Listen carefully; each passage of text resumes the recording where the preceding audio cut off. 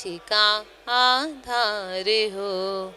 आप ही नैया आप ही सागर आप ही आधार हो।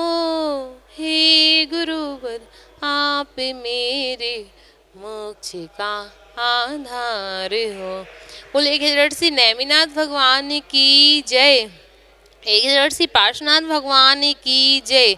संस्वणीय आचार्य श्री विद्यासागर जी महाराज की जय। आचार्य श्री विशुद्ध सागर जी महाराज की जय। परम पूज मुनि श्री सुप्रभ सागर जी महाराज की जय। मुनि श्री प्रणत सागर जी महाराज की जय। जय जिनेन्द्र बंधुओं, जैसा कि आज हम उपस्थित हुए हैं समीचीन विकल्पों के सम्यक समाधान में। यह समीचीन विकल्प को सम्यक समाधान हमारी शंकाओं का पूर्ण समाधान करता है।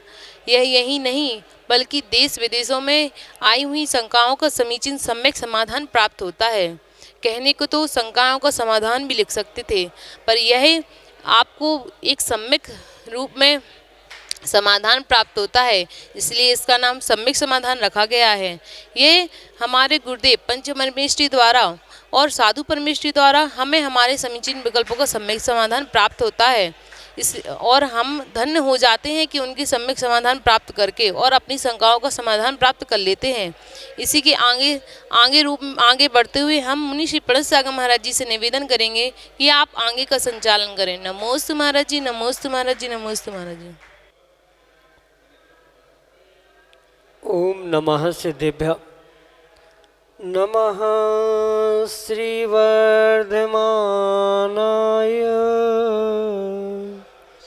निर्दूत कलिलात्मने सालोकानां त्रिलोकानां यदि विद्यादर्पणायते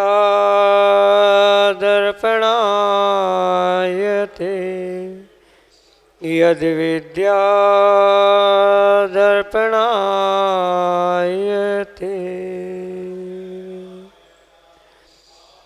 पंच परमेष्ठी भगवान की परम पूज्य आचार्य भगवंत गुरुवर विशुद्ध सागर जी मुनि महाराज की परम पूज्य मुनि श्री सुप्रभ सागर जी महाराज की जय। परम पूज्य मुनि श्री प्रणत सागर जी महाराज की जय। समीचीन विकल्पों का सम्यक समाधान, सम्यक ज्ञान की वह अलौकिक विधा जो हमारे जीवन में सम्यक ज्ञान रूपी दीप को प्रज्वलित कराने के लिए कार्यकारी उपाय है। क्योंकि अगर जीवन में सम्यक ज्ञान का प्रकाश नहीं है तो वह जीवन कल्याण का मार्ग प्राप्त कराने वाला नहीं है।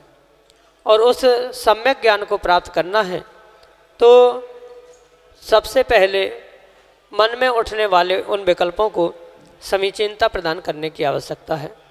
क्योंकि यदि हमारे मन का विकल्प समीचीन है और उस समीचीन विकल्प का सम्यक समाधान हमें किसी निर्ग्रंथ गुरु से प्राप्त हो जाए तो निश्चित ही वह हमारे जीवन में की उस सम्यक ज्ञान की ज्योति को प्रज्वलित करने के लिए कार्यकारी उपाय हो सकता है। ऐसा वह आत्मकल्याण की प्राप्ति का एकमात्र कार्यकारी उपाय समीचीन विकल्पों का सम्यक समाधान, जो कि हम सभी प्रतिदिन आगम के परिप्रेक्ष्य में परम पूज्य मुनि श्री सुप्रभ सागर जी महाराज के मुखारबिंद से प्राप्त कर रहे हैं। प्रारंभ करते हैं आज का सम्यक समाधान।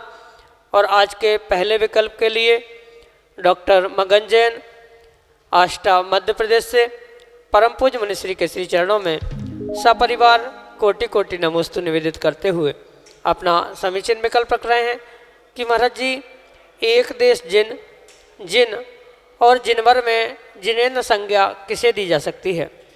क्या सभी अरिहंत सिद्ध इस परिधि में आ सकते हैं? हमारे समीचीन विकल्प का सम्यक समाधान करने की अनुकंपा करें। नमोस्तु महाराज जी, नमोस्तु। ओम नमः सिद्धम। परम पूज्य आचार्य भगवान गुरुवर विशुद्ध सागर जी महाराज की परम पूज्य मुनि श्री सुप्रभ सागर जी महाराज की जय। जीत लिया है जिन्होंने उन्हें जिन कहते, और उस जिन के अपेक्षा से है जो 3 और 4 भेद आगम में आचार्य भगवान ने प्रदान किए, उन्हें बहुत अच्छे से समझने की आवश्यकता है। जिन्होंने उस दर्शन मोहनी को पूर्ण रूप से जीत लिया है, यानी क्षायिक सम्यक को प्राप्त करने वाला जो चतुर्थ गुणस्थानवर्ती जीव है, ऐसे उन जीवों को एक देश जिन कहा जाता है। क्योंकि भले ही उन्होंने पूर्ण संसार को या चतुर्गति को नहीं जीता, पर उन्होंने वह कुछ कर्मों की प्रकृतियाँ, यानी कि जो संसार से छूटने के लिए निमित्तभूत है, ऐसे सम्यक दर्शन को प्राप्त करते हुए क्षायिक सम्यक और विशेष कर से उस दर्शन मोहनी के उन प्रकृतियों को जीतने के, क्षय करने के निमित्त से उन्हें एक देश जिन कहा जाता है।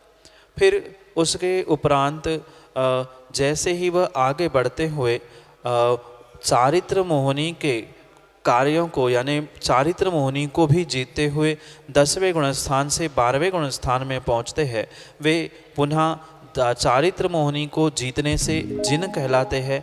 उसके उपरांत जो उस शेष घातिया कर्मों को, यानी शेष जो 3 घातिया कर्म शेष थे 12वें गुणस्थान में, उसको जीतने के उपरांत जो 13वें गुणस्थान में पहुँचते हैं, ऐसे 13वें गुणस्थान में विराजमान उन जीवों को जिनवर ऐसी संज्ञा प्रदान की गई है। और सामान्य रूप से जो 13वें 14वें गुणस्थानवर्ती जीव है, उनको जिनेंद्र इस संज्ञा से सुशोभित किया जाता है। इसलिए ये अवश्य समझे, जो चतुर्थ गुणस्थानवर्ती जीव क्षायिक सम्यक से युक्त है, जिन्होंने दर्शन मोहनी की क्षपणा की है, नष्ट किया है, इसलिए उन्हें एक देश जिन कहा जाता है। जिन्होंने चारित्र मोहनी को जीत लिया है, चौथे गुणस्थान में दर्शन मोहनी को जीतने से उन्हें एक देश जिन संज्ञा मिली। 10वें गुणस्थान में चारित्र मोहनी को जीतने से वे 12वां गुणस्थान में पहुँचे, और वे 12वें गुणस्थान में उस पूर्ण रूप से चारित्र मोहनी यानी मोहनी कर्म का नाश होने के कारण से उनकी जिन संख्या प्रारंभ होती है, और उसके उपरांत 13वें गुणस्थान 14वें गुणस्थान में वे जिनवर और जिन वृषभ इस संज्ञा को प्राप्त होते। और इसमें से भी विशेष बात ये समझे कि 13वें गुणस्थान में सामान्य जो जिन भगवान है या जिनवर है, उनमें से जो विशेष है, यानी कि तीर्थंकर भगवान है, उनको जिन वृषभ कहा, और सामान्य केवलियों को जिनवर कहा है। तो जिनेंद्र संज्ञा आप 13वें गुणस्थानवर्ती उन जिनवर, जिन ऋषभ आदि आदि को प्रदान कर सकते। और ये अरिहंतों की ही अपेक्षा से ग्रहण किया जा सकता है, क्योंकि सिद्ध बन चुके हैं। अब वह मात्र जिन या जिनेंद्र नहीं बचे हैं। जैसे भले ही जिनेंद्र भगवान ही, जिन भगवान ही सिद्ध बनते हैं, पर जैसे संज्ञा और विशेषण आदि की अपेक्षा से उनमें भेद होते हैं, ऐसे ही जो मात्र उन 4 घातिया कर्मों को जीतने के निमित्त से 13वें गुणस्थान में है या 14वें गुणस्थान तक है, उनको ही जिनेंद्र संज्ञा और अरिहंत की अपेक्षा से कहा जा सकता है। सिद्ध हो चुके हैं, 8 कर्मों का नाश करके वह जिनेंद्र से भी ऊंचे सिद्ध बन चुके हैं, इसलिए उन्हें सामान्य रूप से जिनेंद्र नहीं कहा जा सकता।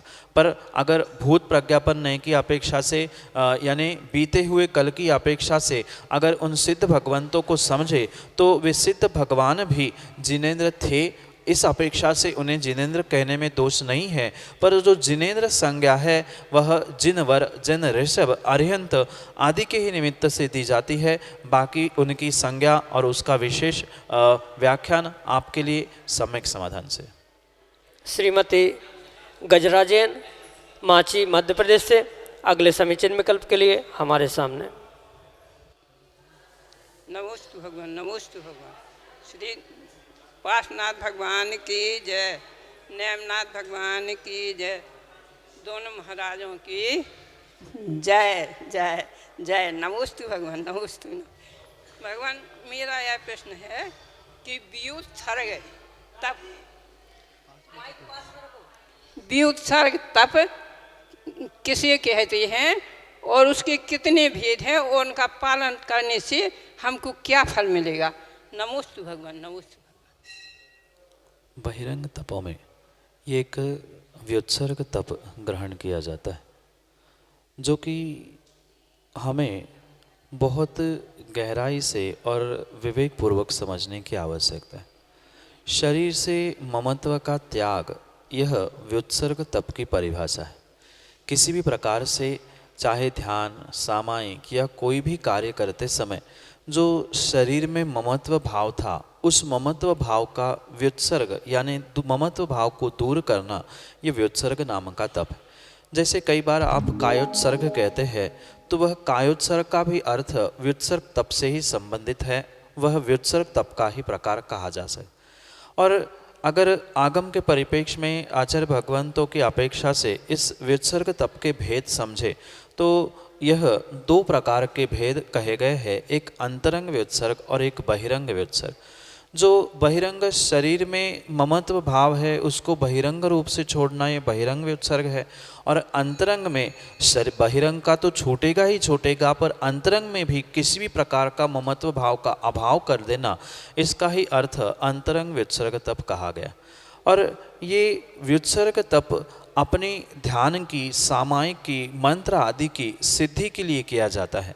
माना कि ध्यान करने के लिए व्यक्ति तो बैठा है, पर ध्यान करने के लिए बैठने पर उसके शरीर में ममत्व है, कहीं ना कहीं मच्छर काटने पर या कोई दंश मशक होने पर या अन्य भी कोई विपरीतता आने पर अगर वह चंचल हो रहा है, उसका मन, उसका शरीर हलन चलन को प्राप्त हो रहा है, तो कर्मों का आश्रय होगा।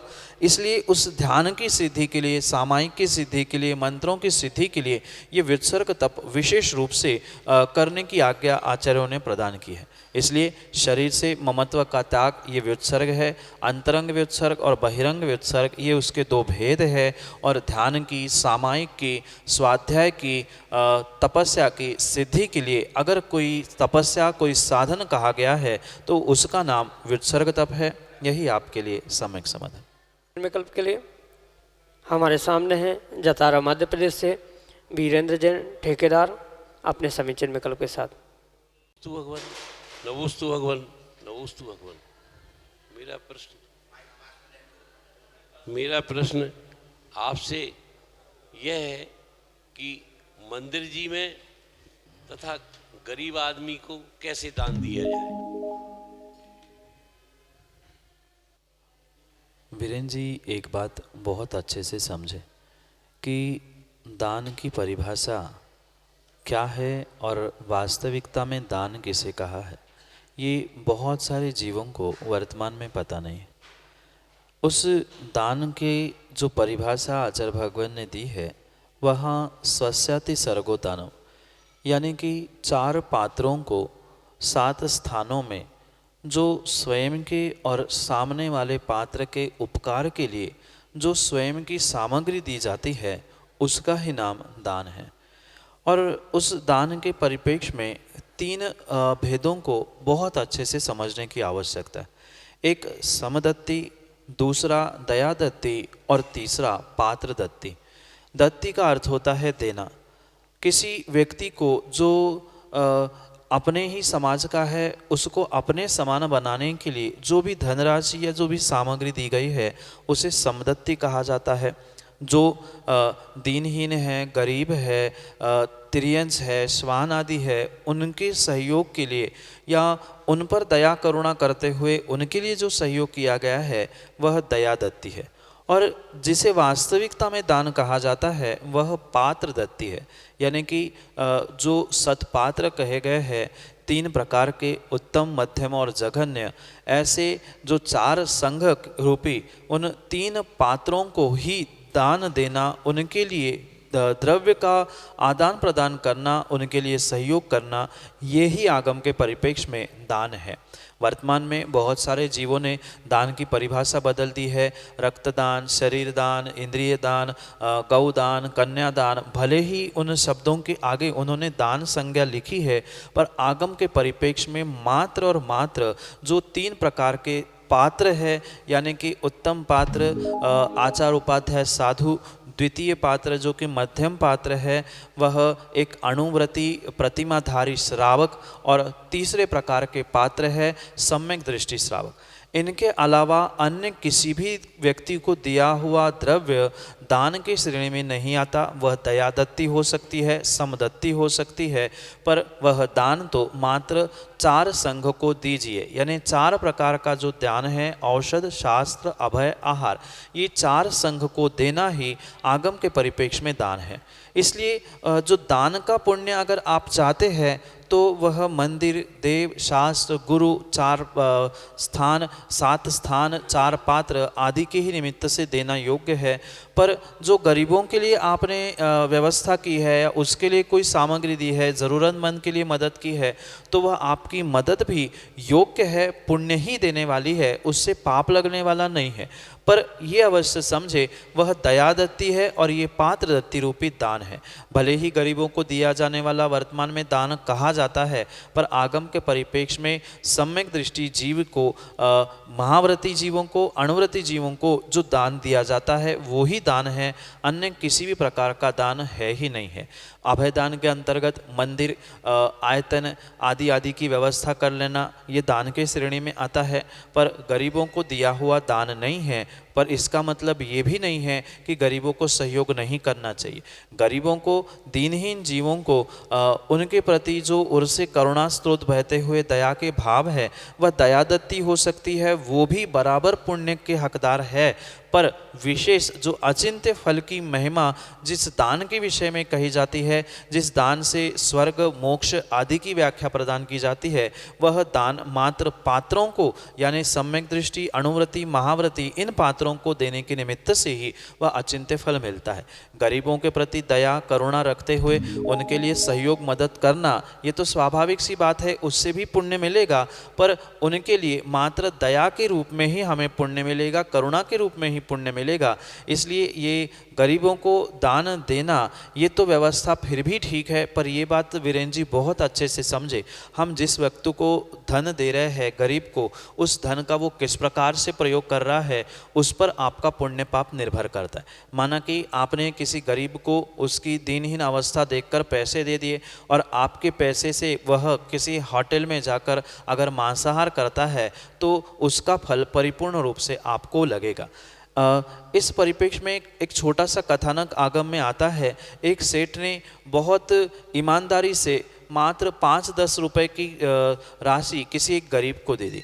गरीब ने सोचा 10 दिन कब तक चलेंगे, 10 रुपए कब तक चलेंगे। उसने उस पैसों से एक मछली का जाल खरीदा और प्रतिदिन वह मछली को पकड़ के मछली बेचता था और कुछ ही दिनों में वह मछली बेचते बेचते, मछली पकड़कर बेचते बेचते, मछली को खाते हुए वह अमीर बन गया। पर जिस सेठ ने 10 रुपए उस गरीब को दिए थे, वह जैसे ये अमीर होता गया वह गरीब होता गया।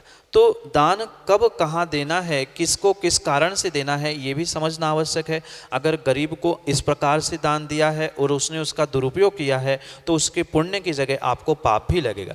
पर सत्पात्रों को आपने किसी भी प्रकार से, किसी भी सोच से, सत्पात्र होने से उन्हें दान दिया है तो वह आपके लिए पुण्यभूत ही फलीभूत होगा। इसलिए जो दान मंदिर या सत्पात्रों के निमित्त से दिया जाता है वह तो हमारे लिए किसी भी प्रकार से उत्कृष्ट ही फलित होगा। पर गरीब दीनहीन को दिया हुआ, उसने अगर उसका दुरुपयोग किया है, उसका सदुपयोग नहीं किया, तो परिपूर्ण रूप से वह पाप रूप भी फलित हो सकता है। ये सोचते हुए, ये विचार करते हुए, आगम के इन सभी पहलुओं को समझते हुए ही गरीब को दान और मंदिर और पात्रों को दान, इसमें भेद करने की आवश्यकता है। यही आपके लिए सम्यक समाधान। अगले समीचीन विकल्प के लिए नरेंद्र कुमार जैन, चंदेरा, मध्य प्रदेश से अपने समीचीन विकल्प के साथ हमारे सामने। हे गुरुवर नमोस्तु। प्रश्न है, चक्रवर्ती किसी से हारते नहीं हैं, लेकिन भरत बाहुबली से 3 युद्ध हुए, उसमें तीनों में हार हुई, इसका समाधान? ये परम सत्य है कि चक्रवर्ती का कभी भी मान खंडित नहीं होता।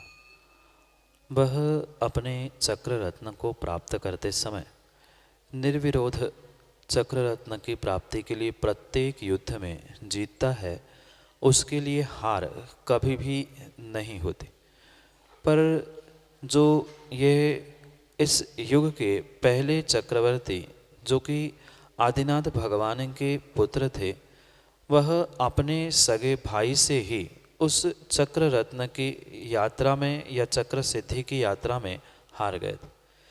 ये इस पंचम काल यानी विशेष करके जो हुंडाउसर्पणी काल है, इसका ही ये साक्षात प्रभाव है।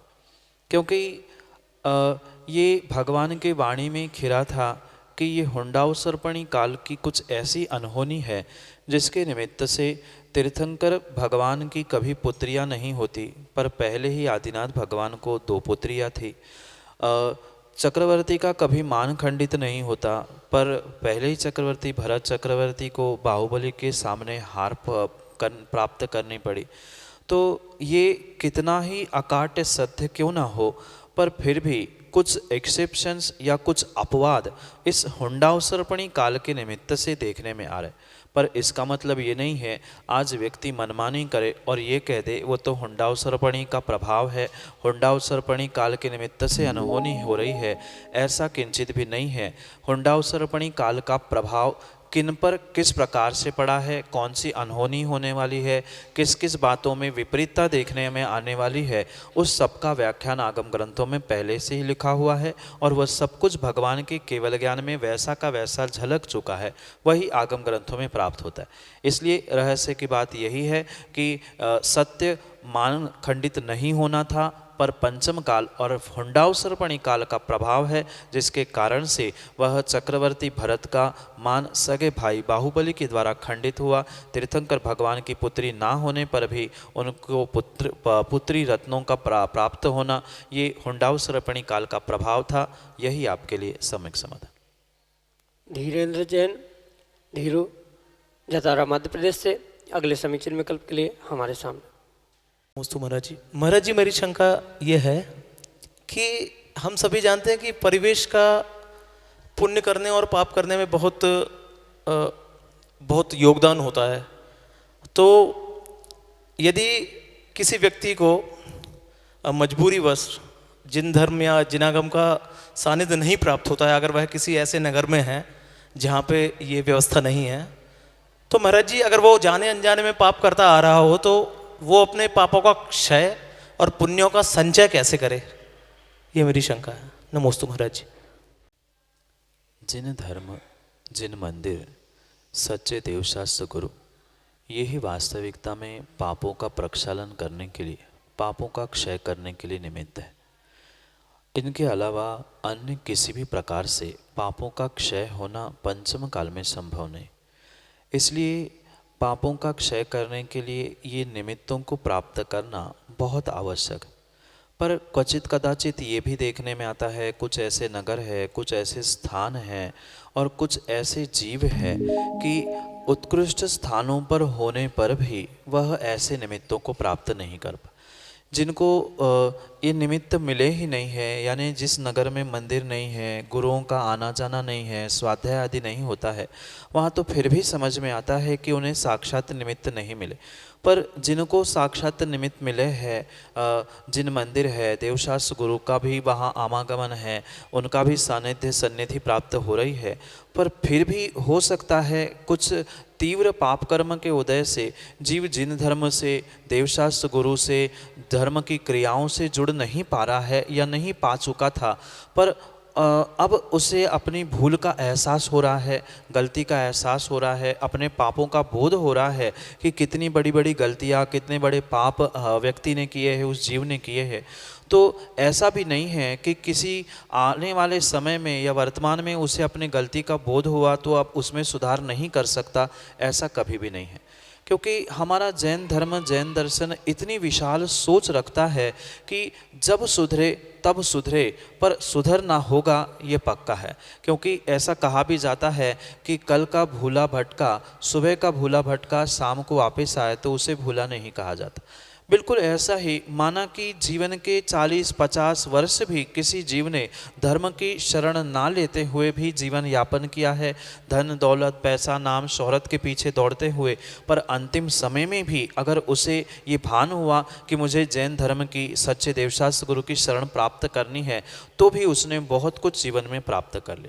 और रही बात पिछले दिनों में जिन धर्म के अभाव में, जिन धर्म की शरण के अभाव में जो जो गलतियाँ, जो जो पाप किए हैं, उसके प्रक्षालन के लिए हम सच्चे गुरु के पास पहुंचकर, दिगंबर तपोधन के पास पहुंचकर अपने उन पापों का बखान करें, अपने पापों की आलोचना करें कि ऐसे समय में, ऐसे ज्ञान के अभाव में, जिन धर्म की शरण के अभाव में, गुरु के अभाव में हमने ऐसी ऐसी गलतियां की है, इसके निमित्त ऐसे ऐसे भाव, ऐसे कार्य, ऐसी बातें हमने की है। तो उसके निमित्त से आप अगर गुरु से आलोचना करते हुए उसके गलती का, उस दोषों का अगर प्रायश्चित ग्रहण करते हैं और उस प्रायश्चित को पूर्ण करने का प्रयास करते हैं तो नियम से पापों का क्षय हो सकता है। और स्वाभाविक सी बात है, पापों का क्षय होगा, गुरु के पास पहुंचोगे, गुरु की विनय करोगे, देवशास्त्र गुरु की आराधना करने का प्रयास करोगे, भले ही मंदिर हो नहीं हो, भाव पूजा, भाव नमस्कार आदि आदि कार्यों का करने का पुरुषार्थ करोगे, कम से कम अपनी भावनाओं को,